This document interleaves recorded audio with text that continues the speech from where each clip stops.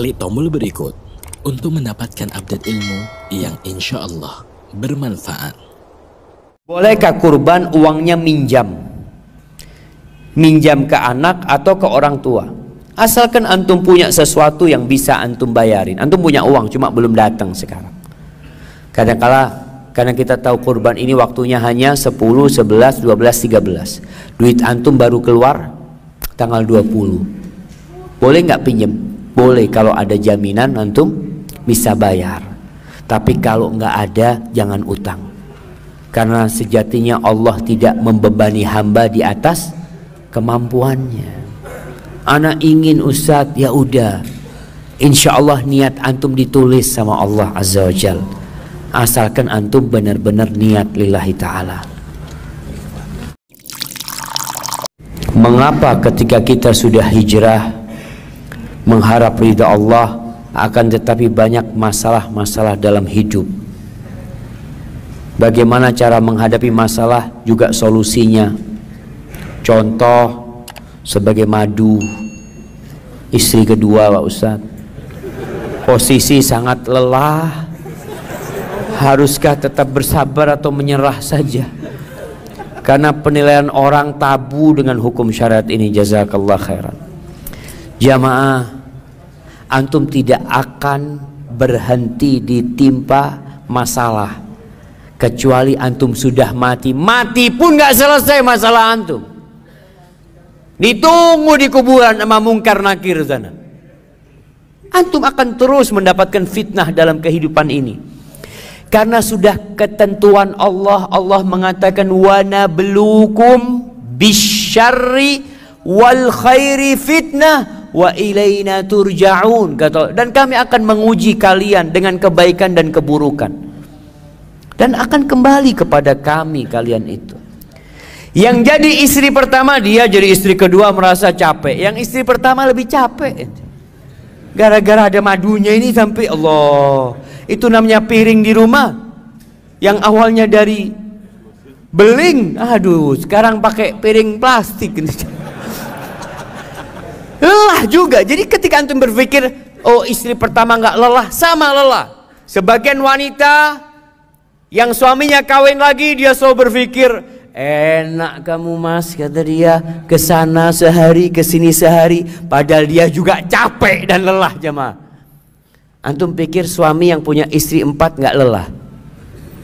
Enak. Sama, ada sebagian syekh cerita. Syekh ini, Allahu Akbar, cerita dia di Malaysia kemarin.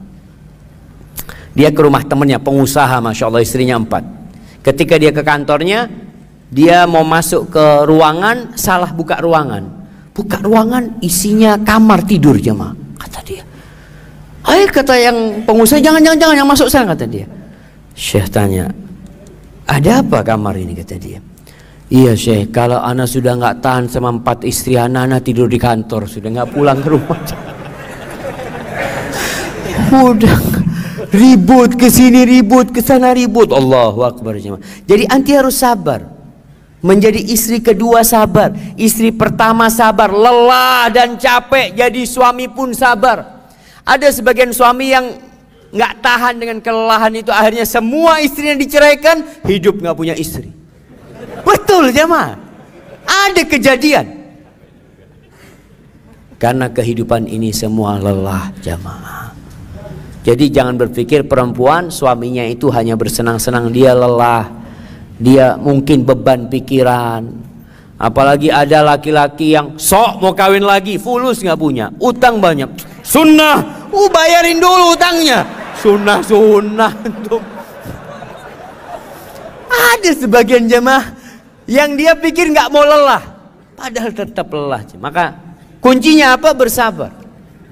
Kuncinya hanya satu, bersabar. Dapat nikmat bersyukur, dapat bala bersabar, berbuat dosa beristighfar.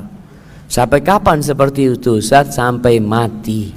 Mumpung masih hidup, kita bisa melakukan 3 hal tersebut. Barakallahu fikum. Adik ipar ana telah melakukan suatu perbuatan dosa besar. Dan saya sudah memberitahukan suami bahwa adik perempuannya adalah tanggung jawab kakak laki-lakinya. tapi kakak laki-lakinya seakan menutup mata dengan perbuatan adiknya. Apa yang harus ana lakukan untuk mencegah supaya tidak lagi perbuatan dosa itu dilakukan oleh adik ipar sana? Jamaah, sejatinya kita semua tidak boleh mendiamkan kemungkaran, baik dikerjakan oleh keluarga kita atau oleh orang lain kalau kita melihatnya. Tapi kalau itu keluarga kita, tanggung jawab kita semakin besar. Ada orang-orang yang dayuth, yang tidak bakal dilihat sama Allah Azza wa Jalla pada hari kiamat. Allah nggak akan bicara sama tuh orang. Allah akan berikan azab yang pedih, yang membiarkan kemungkaran terjadi di keluarganya. Ini seperti seorang kakak melihat adiknya, naudzubillah, mungkin berzina, didiamkan, pura-pura tutup mata. Ya Allah, alam ya'lam bi annallaha yara. Apa dia nggak paham, nggak tahu kalau Allah melihat perbuatan dosa itu dan melihat ketika abangnya mendiamkan itu dosa. Maka tugas anti sebagai seorang istri adalah mendudukkan dia, diajak untuk ngaji, dikasih nasihat, dan jangan dibiarkan. Kalau anti membiarkan, ya anti akan dapat dosa juga. Namun mengingkari kemungkaran itu yang pertama dengan tangan, kalau nggak mampu dengan lisan, nggak mampu maka dengan hati kita.